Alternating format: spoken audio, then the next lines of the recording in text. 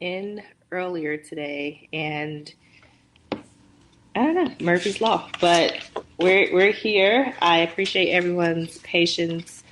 I would not be able to show the presentation because I don't want to try my luck, but happy to just talk through um, the presentation as best I can, and happy to follow up with anyone afterwards offline to talk a little bit more about it. So the title of the Spark Talk is Exclusionary Discipline is a Public Health Threat for BIPOC students. And BIPOC is an acronym, Black, Indigenous, People of Color. And what I wanted you guys to walk away with was just have an understanding of ways to advocate for local changes as it relates to exclusionary discipline policies. And before we get started, I will give just like a really quick overview of who I am. So I am Arshel Monsanto, and I have worked in public policy and advocacy for over 15 years. I decided to study political science in undergrad, and I did that because I wanted to change laws. Like I wanted to create these equitable policies that worked for Black people and people of color. However, I did not end up going to law school. I did earn my master's in public administration and started a career where I was able to work on policies that were equitable. And I've done that through passing state legislation and some local ordinances. I had a picture of my son that I wanted to show you when he was a little baby, and why this work is personal to me. He's now in kindergarten, and when he was 3, we had him enrolled in a private academy. And one day I went to pick him up from school, and the teacher had informed me that my son had been throwing up signs at school. And I was immediately taken aback because my son had been racially profiled. I asked her what signs he had thrown up, and she did this, which is the peace sign. And she also did this, which is American Sign Language for I love you, something that we would do with him when we drop him off. So that was sort of my first interaction with what this type of work looks like. It starts really early. And in my current work, I get to work with a group of community organizers. They are either current classroom teachers or former classroom teachers. And a lot of their work is around dismantling the school to prison pipeline, which we'll talk about in a second. But in their work, they have spoken with school districts about their school discipline policies. And in Houston, of the students that are in the juvenile justice facility, which is about 7,500 students, 2/3 of those students have been referred to the juvenile justice system from their school. So it's important that we are tackling this work, and I get to do it with a group of just great educators that are really on the ground doing these things. And I got so excited about the work and to learn more about it that I decided to write a book about it. And I have a book that's coming out in December, and it's called Kids in Cuffs, Striving for Equity and Empathy in Education. And it just looks at historical policies that have happened in the past and how they still bear weight today and how it impacts students of color. So kind of similar to what we're talking about today. So what is exclusionary discipline? And to put it simple, it's kicking students out of school. The American Psychological Association defines it as any form of discipline that excludes a student from his or her normal school activities. And there are 3 main ones that we look at. The first are suspensions. And you have your in-school suspension, where you're just referred to a room in the school building. So it's not your normal class. It's a room in the school building. Often it's not staffed with a certified teacher, and you're there with other students from different grades, and you're just doing time. You have some schoolwork, and if you know the subject, you're able to do it. And if not, you kind of just like struggle through. And then you have your out-of-school suspensions, which a lot of us traditionally know about, where you're sent home. And with most out-of-school suspensions, a lot of them have these minimum requirements of days that you need to be removed from schools. And oftentimes that number is 3. And it's very arbitrary. It's not rooted in anything. It's just a group of decision makers got together and said, hey, if this kid gets into trouble, they need to be out of school for 3 days. And in terms of suspensions, a study from the National Education Association indicated that out-of-school suspensions in 2015-2016, so one school year, equated to over 11 million days of lost instruction, with Black boys and students with disabilities being the most that have received suspensions. And that just creates these very wide opportunity gaps, because when students are not in class learning, they're losing. And then you're probably wondering, oh, well, why are these kids being suspended? Well, it can be from a myriad of reasons that are outlined in the school code of conduct. So that can include chewing gum, using a cell phone, wearing braids or extensions, wearing your natural hair, or my favorite, willful defiance, which can mean just about anything. And then another form of exclusionary discipline are expulsions, where kids are kicked completely out of the school district. And a lot of times expulsions are triggered by zero tolerance policies, meaning that you do this one thing and you are completely kicked out of the school. It doesn't matter if you were a stellar student, it doesn't matter your background, you do it, you're done. It's a one-strike rule. And then that third piece are campus arrests. And this is where school administrators or educators rely heavily on the police to administer discipline to students for misbehaving. And as a result, students are often arrested for non-criminal offenses. So the things I named about suspensions, like using a cell phone, you can be arrested for that as well. And in 2015, Black and Latino students accounted for 70% of those police referrals. And people often believe police are brought in as a last resort, or the student was doing like absolutely something that was just egregious and police had to be there. And that's just not often the case. So the practice of exclusionary discipline, it leads to this phenomenon known as the school to prison pipeline. And this is where students are funneled from their school into the juvenile justice system. And this process starts fairly early, and it starts with seemingly small incidences like the one I mentioned about my son throwing up signs when he was 3. So just to give you an example of what that looks like when it starts early, research from 2015 showed that 40% of child care centers in Illinois reported suspending children under the age of 3. So 3-year-olds were suspended from daycare. And at that time, Black kids composed 19% of that population in the early child care setting, but accounted for over half of those suspensions, right? So this practice just gets progressively worse as the students get older. And then I wanted to show you guys, the presentation isn't here, but I wanted to show you guys a few headlines of what this has looked like over the past couple years. And just 3 examples I'll share. In 2020, there was a 6-year-old student in Florida that was arrested for throwing a tantrum.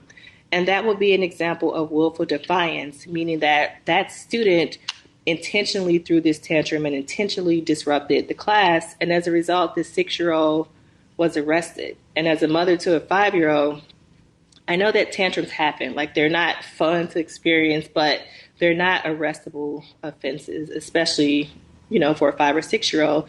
It's age-appropriate behavior that just needs to be adjusted. Another example was a 15-year-old Black student last year. She was previously released from her juvenile justice facility on parole, and part of her parole was that she needed to do her schoolwork. Pandemic happens. This student had an IEP. So when she was in school, she was getting these additional resources to help support her academically. When the pandemic happened and the school went virtual, she did not receive those additional resources. As a result, she started to fall behind. She was unmotivated, and she stopped logging in. And that was a violation of her parole. So she was sent back to that facility. And just to give you context, in Houston, where I live, once the pandemic started, about 70,000 students were unaccounted for similar reasons, right? They didn't have those additional supports. Some of them didn't have the bandwidth. Some of them didn't have laptops or devices to log on. So what that student did wasn't uncommon, but she got sent back to juvenile jail for that reason. And then the last example was of a student that's actually at the school district where my son attends. He's a 6-year-old boy, and he wanted an earring because his older brother had an earring. So mom obliged and let him get an earring, and the student was sent home. So I say sent home and not suspended because we passed a statewide policy, whereas you can't suspend kids in grades K through 2nd. So while it wasn't an official suspension with write-ups, he was removed from the school. His mom was told, "You need to come get your son." And that policy, well, he violated the school's dress code policy by having an earring because the policy stated that boys could not have it and girls could. So number one, the policy is inherently biased because it doesn't apply equally to all students. And then number two, the school released a statement and mentioned that, well, this has been our policy since 2007. And if you think about 2007, that was a year that sticks out in my memory because that is the year the iPhone came out. And the iPhone is on its 13th or 14th iteration. So the world is evolving, things are evolving, people are being more innovative, but a lot of these policies are stuck in the past. They're extremely antiquated.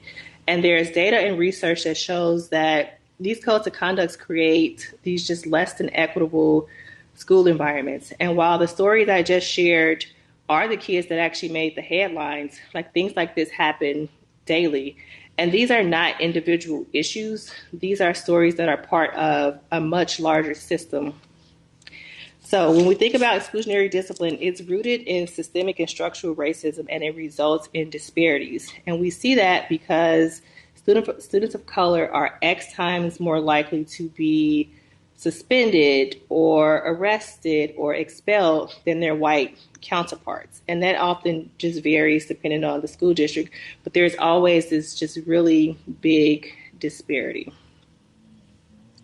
So what I want to talk about now is, okay, we have an idea of what the problem is. How do we solve for it? So in my past or present as well, I've used this framework. It's a public health framework, and it looks at policies, systems, and environmental changes to change behavior. And we've had success in using it to reduce youth obesity prevention and tobacco prevention, and it has helped us pass these really great laws here in Texas. So I wanted to share that framework because although it's commonly used for public health, I do believe that it can also be used in an educational setting. So when we talk about policies, you have two kinds. You have big P, small p. Big P are like these statewide or federal policies that often come down to us as mandates. But then we also have like the lowercase p policies that are derived from local school boards. And they're adopted by a board of governance. They can also include executive orders from a superintendent or a board president. It includes budgets. And these policies are sustainable because they're on the books. When you think about systems are practices, policies, and procedures of that institution. And the thing about systems is that they are well-oiled and they will perpetuate themselves without any help. So if you have a system that has been broken, it will continue to be broken until someone disrupts that ill practice. And then environmental change. This particular concept is probably the most salient of the three because it's things that we actually can see, things we physically see in the places where we live, work, learn, and play. So in order to dismantle these practices and create equality in education, which can lead to better social determinants of health, we must first examine what these practices look like. So when we say policy, I share some examples of what the dress code looks like. So dress codes may include grooming statements that explicitly ban cultural hairstyles or use ambiguous phrases like appropriate. And typically when we see that, we know that that definition of appropriate is rooted in white supremacy and is from the lens of what a white person may see as appropriate. And then aside from racial bias that we often see in some of these codes of conduct, we see policy. We want to make sure that our policies apply to all genders, that they're equitable, and it doesn't mean girls need to wear this particular type of uniform and it has to be this length. We want to have policies that really work for all students. And then another example of policy are budgets, right? They're living documents. They're proofs of we put our money where our mouth is. So with the budget, it shows you how schools prioritize services. School police are the fastest growing segment of law enforcement. And even today, many school districts have their own police department. So you do have some schools that contract with the local police department, and then you have some schools that have police departments within their school district, and they have multi-million-dollar budgets, while funding for social services is comparatively low. When we talk about systems in a school, that's the school culture or the school climate, and many of those decisions they come from a place of leadership, right? So the principal on campus may help create the systems. And what that looks like is when you're hiring, from a systems perspective, when you're hiring teachers, what are you saying? Are you valuing diversity? Does your pool of teachers, are they reflective of your student population? When you provide professional development, is there an emphasis on training around cultural bias? Like, we all have it. Sometimes we see that because of stereotypes and bias, this is what leads teachers to believe that Black students or students of color are their behavior is worse than white students because they have this stereotype weighing in on their decision.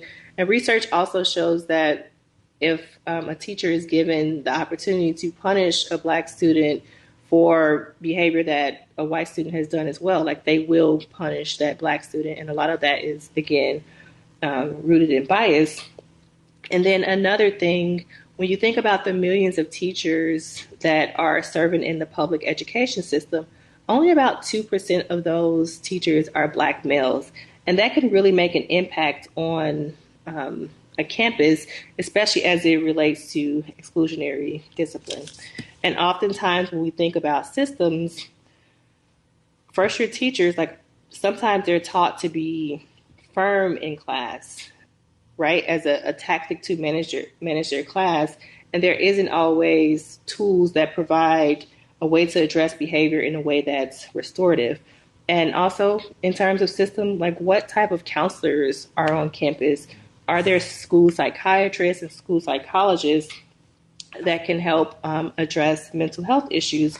And this is very important as part of a system because, number one, schools rely on these services for students rely on these services and their families rely on these services. And when we think about it from the mental health perspective, having a counselor in school is important because this is often the first time that a student mental health needs may be addressed. It may be the first time that a student may actually be diagnosed with a mental illness, and it may be the first and only time that a student is actually treated for that mental health issue. So that's important that we're looking at the systems that are in our school.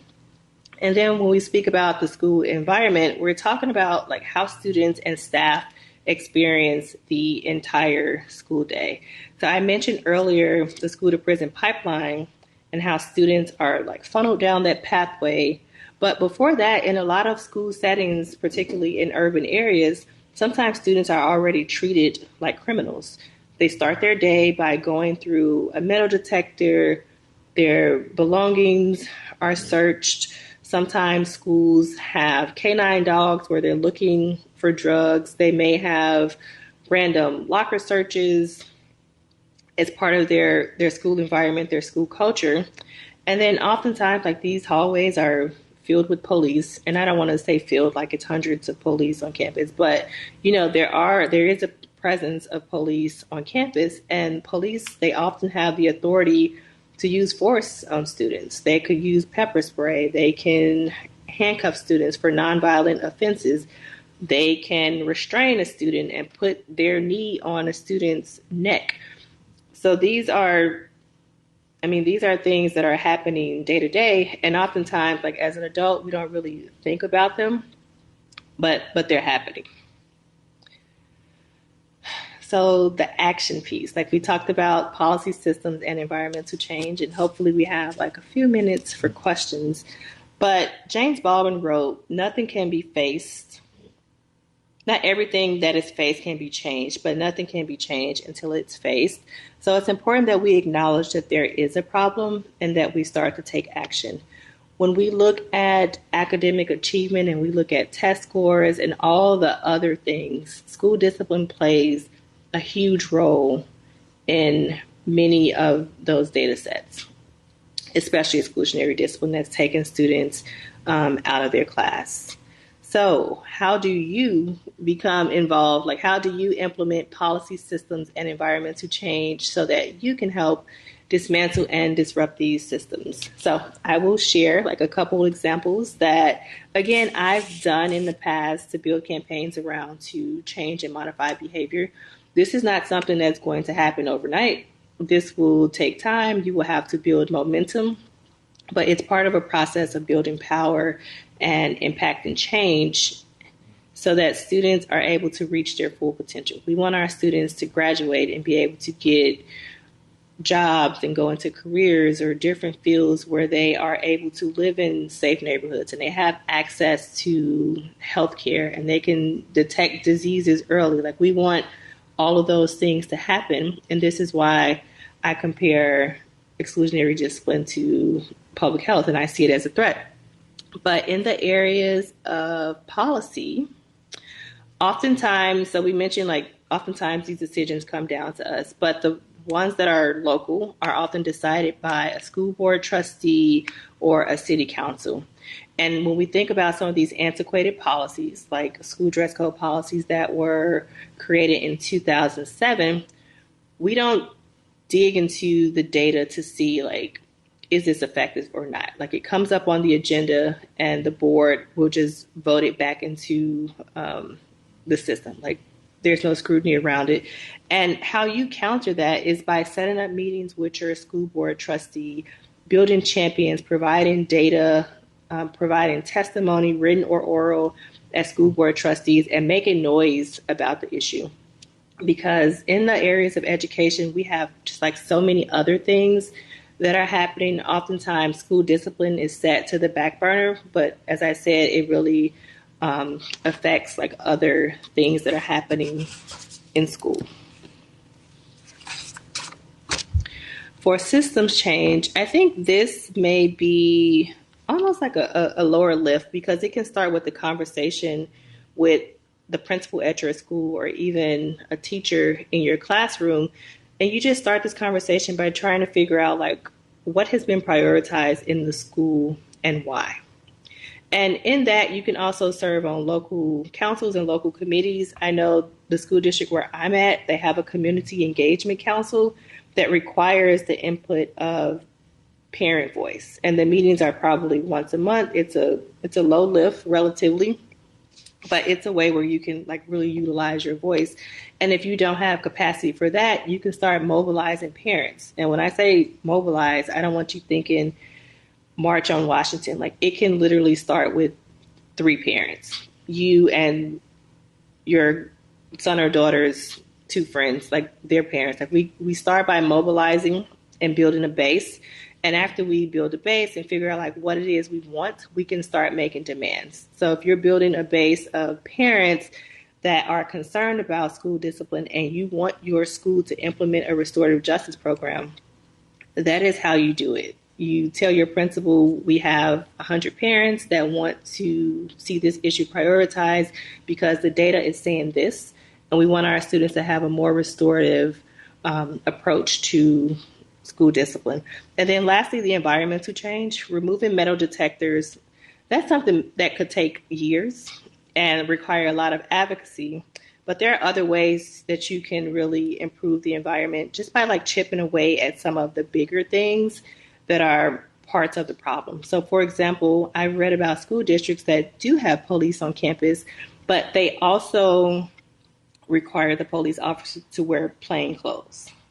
So it's a small change, but these smaller things can make a world of a difference when we're trying to dismantle systems that are just deeply, deeply rooted.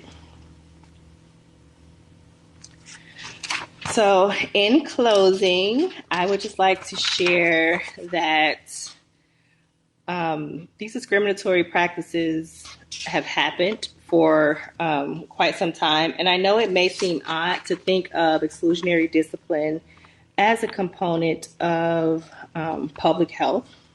And there's a video that I want to share, and I'll try to get it to you guys later, where last year the CDC considered racism to be a public health issue. And many of these exclusionary discipline problems are rooted in racism, and they do adversely and perversely impact students of color.